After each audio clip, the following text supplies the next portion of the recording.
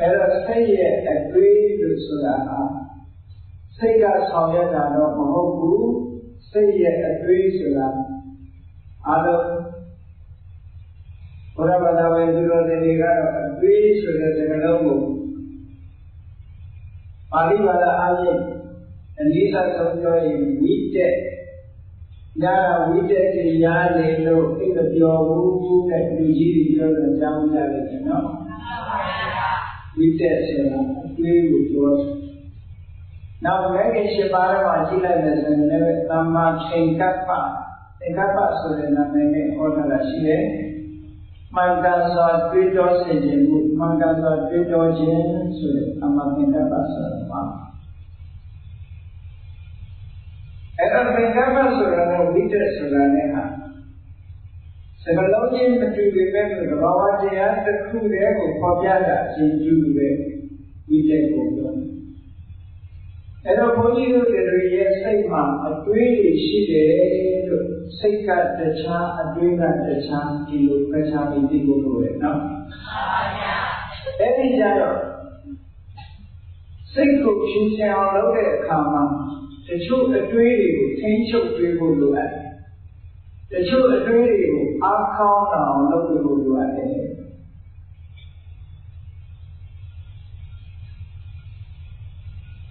စိတ်တိုင်းမှာတွေးတာမဟုတ်ဘူးဆိုတဲ့စိတ်တွေကိုလည်းခေါ်ကြတယ်အတွေးမဲ့စိတ်လို့ပြောလို့ရှိရင်လူတွေကယောဂီရဲ့လက်ခံမှာလက်ခံတယ်ဟိုစိတ်ဆိုတာတွေးတတ်တာပေါ့မတွေးတတ်တဲ့စိတ်ရလို့မရှိဘူးလို့ဒီလိုရှင်းအောင်လုပ်နေတယ်နော်သို့တော့အတွေးမဲ့စိတ်ဆိုတာအဘိဓမ္မာမှာရှိတယ်စာပေလိုပြောရင်အဝိတ္တကစိတ်အဝိတ္တကဆိုတာအတွေးမပါတဲ့စိတ်အဲ့ဒီအတွေးမပါတဲ့စိတ်ကိုထပ်ပြီးနှမျိုးခွဲတဲ့အခါမှာသဘာဝအဝိတ္တက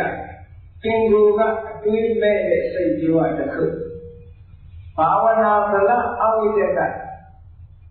ကျင့်ဆောင်တဲ့ဘာဝနာစွမ်းအားကြောင့်အတွေးမဲ့သွားတဲ့စိတ်ကတစ်မျိုးလို့ဟောအတွေးမဲ့စိတ်ဆိုတာရှိသေးတယ်နော်မှန်ပါဗျာစိတ်တိုင်းတွေးတယ်လို့မထင်နဲ့မတွေးပဲနဲ့ငြိမ်းနေတဲ့စိတ်မျိုးကလည်းရှိသေးတယ်နော်အဲ့တော့အဘိဓမ္မာလောကရာပြောမယ်ဆိုရင်တွေးတောတဲ့စိတ်ဟာတွေးတောမှုနဲ့ရှင်တွဲပြီးတော့ဖြစ်ပေါ်တဲ့စိတ်ဟာ55မျိုးပဲရှိတယ်တရုတ်တွေကိုတော့မပြောတော့ပါဘူး55မျိုးရှိတယ်အတွင်းမဲ့စိတ်က66မျိုးရှိတယ်ဟုတ်ကဲ့အတွင်းနဲ့စိတ်က55အတွင်းမဲ့စိတ်က66အတွင်းမဲ့စိတ်က66အဲ့ဒီနှစ်ခုပေါင်းလိုက်လို့ရှိရင်စိတ်121ဆိုတဲ့ခဏကိုရမယ်နော်အဲ့တော့လောကကြီးမှာစိတ်တိုင်းမှာတွေးနေတာအတွင်းမဲ့စိတ်ဆိုတာကိုအာရလည်းလက်မခံဘုရားမြတ်စွာဘုရားတော်ခါကာလတော့ကဘုရားမြတ်စွာဘုရားတစ်ခေတ်သေးပေါ်တဲ့နိကန္ထနာတဗုဒ္ဓဆိုတဲ့ဆရာကြီးရှိဒီကနေ့အိန္ဒိယမှာတော့ခြေဝါဒကိုခေါ်တယ်နော်ခြေဝါဒဒီကနေ့အိန္ဒိယနိုင်ငံမှာဆောင်းသားနေစေဖြစ်တဲ့ဘာသာတရားတစ်ခုသူတို့သာပေရဆိုရင်တော့မဟာဝီရဝဋ္ဌမာနမဟာဝီရသူနာမည်ကပါဠိသာပေရဆိုတော့နိခန္ဓနာတဗုဒ္ဓလို့သူတို့ခေါ်တယ်အဲဒီနိခန္ဓနာတဗုဒ္ဓကအတွေးမဲ့စိတ်ဆိုတာကိုလက်ခံစိတ်မှန်ရဲ့အတွေးရှိတယ်လို့လက်ခံတခါတော့ဘုရားမြတ်စွာရဲ့ဥပဒကတူဖြစ်တဲ့စိတ်ဓာတ်တူကျွယ်စိတ်ဓာတ်တူကျွယ်ဆိုတာလူရလူဝကြောင့်လေသို့တော်လည်းတရားဓမ္မနဲ့ပတ်သက်ပြီးတော့တရားကောင်းကောင်းဟောတတ်တယ်ဟောပြောကောင်းတယ်အကြည့်ကဉာဏ်ရှိတယ်အဲ့ဒီစိတ်ဓာတ်တူကျွယ်ကဒီကဏ္ဍတာဘုရားနဲ့တွေ့တဲ့အခါကျတော့ဒီကဏ္ဍတာဘုရားကမြေဘောရမဘုရားကအ တွေးမဲ့စိတ်အဝိတ္တအဝိတာသာသမာဓိအတွေးမပါတဲ့သမာဓိရှိတယ်လို့ဘောဓဘုရားဟောတယ်အတွေးမဲ့စိတ်ဆိုတာဟောတယ်စိတ်ဆိုတာအတွေးနဲ့မှဖြစ်တဲ့အတွေးမပါတဲ့စိတ်ဆိုတာမရှိနိုင်ဘူးဘယ်နဲ့လဲစိတ်ဓာတ်တူတွေဒါကြီးရောအတွေးမဲ့စိတ်ဆိုတာအတွေးမဲ့သမာဓိဆိုတာကိုယုံကြည်ရလားလို့ဆိုတော့ဒီမေးလိုက်တဲ့စကားကိုသိတာကြည့်ယုံရလားလို့ပြေးတာနော်ယုံကြည်ရလားလို့မေးတဲ့အခါကျတော့စိတ်ဓာတ်တွေကဘာပြောလို့ဆိုအတွေးမဲ့စိတ်ရှိတယ်ဆိုတာသူမယုံပါဘူးတဲ့အခါမယုံပါဘူးလို့ပြောတဲ့အခါကျတော့ဒီကတ္တနာဘုရားခေါင်းလေးမော့ခါလေးကော့ပြီးတော့ဘာပြောလို့ဆိုကြည့်ဘောဓမရဲ့တတိသားဖြစ်တဲ့ဟောဒီစိတ်ကသူရွယ်ကတော့မှအတွေးမဲ့စိတ်ဆိုတာလက်မခံဘူးသူမယုံဘူးလို့ပြောနေတယ်သူကြောက်အောင်ပြောတယ်သူစကားမှတ်နေပေါ့အဲ့ဒီကမှာစိတ်ကသူရွယ်ကဘာရှင်းကြတယ်ဆိုလို့ရှိရင်သူကိုယ်တိုင်ဟာတဲ့ဒုတိယသံတတိယသံသုဒ္ဓသံဆိုတဲ့အဝတ္တချင်းစဉ်တွေကိုကြည့်ပြီးတော့ဒီသံတွေကိုရရှိထားလို့ဒီတမာရီမျိုးတွေသူကိုယ်တိုင်အကျဉ်းချင်းရောက်ရှိရရှိခံစားတာဖြစ်တယ်။ဒါကြောင့်မို့လို့အတွေးမဲ့သမာဓိအတွေးမဲ့စိတ်ဆိုတာ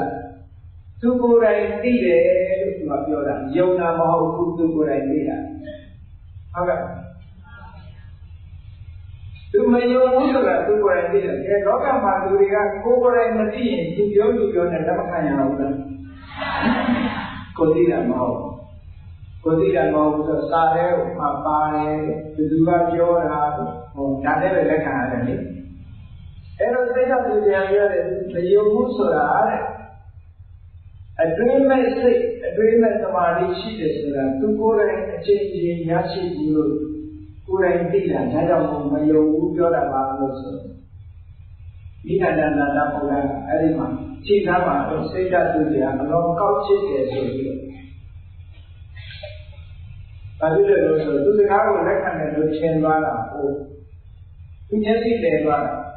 စိတ်ဓာတ်တွေကအလောင်းကောက်စစ်တယ်ငါကတော့မယုံဘူးပြောပြီးတော့အခုကျတော့သူကိုယ်တိုင်သိတယ်လို့ပြောပြန်တယ်အဲ့ဒီတော့စိတ်ဓာတ်တွေကသူ့ကိုစိတ်ခေါ်တယ်ချမ်းတဲ့တော့တဲ့ဟောဟုတ်တယ်ဆိုကဲယုံနာနဲ့သိတာသူစကားမတူဘူးလားတူယုံနာဆိုတာကိုမသိပဲနဲ့သူပြောလက်ခံရတာယုံနာကိုယ်ကိုယ်တိုင်သိတာကျတော့ယုံနာမဟုတ်တော့ဘူးယုံတဲ့အဆင့်ကိုလောင်လာပြီဒါကြောင့်ကိုယ်တိုင်သိတာဆိုတော့နိဒာနန္ဒဘုရားဘာမှမဖြေရှင်းနိုင်တဲ့နောက်ဆုံးရှုံးပေးလိုက်ရတဲ့တိုင်းရဲ့မှာသူတို့ရေးလာရှိတယ်နော်အဲ့ဒါကြောင့်မလို့ဘုန်းကြီးတို့တရားချိတ်နေတယ်ဆိုတဲ့အတွင်းနဲ့စိတ်ရှိတယ်လို့အတွင်းပဲစိတ်တွေလည်းရှိတယ်ဆိုတာကိုမှတ်ထားပါတော့အဲ့ဒီအတွင်းကိုဖြောင်းနိုင်တာဘုန်းကြီးတို့တွေတွေးတဲ့နာရှိတယ်လို့မတွေးတဲ့နာလည်းရှိတယ်အဲ့ကြောင့်မို့လို့စိတ်ရဲ့အတွင်းများဆိုတာကိုလေ့လာဖို့လူတိုင်းကတွေးမှုကြတာကြီးပဲမတွေးတဲ့လူတွေတယောက်မှမရှိဘူးတာမန်အားဖြင့်အတွင်းမဲ့စိတ်ကြီး10ခုပဲရှိတယ်။အဲ့ဒီ10ခုကဘာလို့လဲ။မျက်စိကမြင်လို့သိတဲ့စိတ်၊နားကကြားပြီးတော့သိတဲ့စိတ်၊အဲ့ဒါနဲ့အားနေပြီး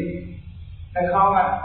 နားပြီးတော့သိတဲ့စိတ်၊တရားကတရက်ပြီးတော့သိတဲ့စိတ်၊ခန္ဓာကကိုယ်ကရှိပြီးတော့သိတဲ့စိတ်။အဲ့ဒီစိတ်က10မျိုးရှိတယ်။မျက်စိကမြင်ပြီးတော့သိတဲ့စိတ်က2မျိုးရှိတယ်။နားကကြားပြီးသိတာက2မျိုးရှိတယ်။နှာခေါင်းကအနံ့ကြပြီးသိတာ၊တရားကအရသာတွေ့ပြီးသိတာ၊ခန္ဓာကိုယ်ကချိတ်ပြီးသိတာ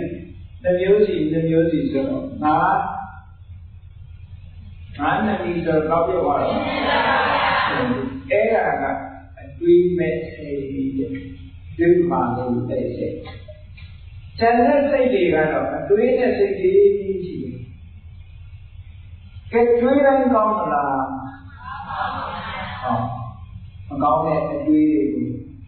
ဒီတရားနာပြီးတဲ့အခါကျတော့မကောင်းတဲ့အတွေးတွေကိုဘယ်လိုချောက်ရမလဲဆိုတာမြတ်စွာဘုရားက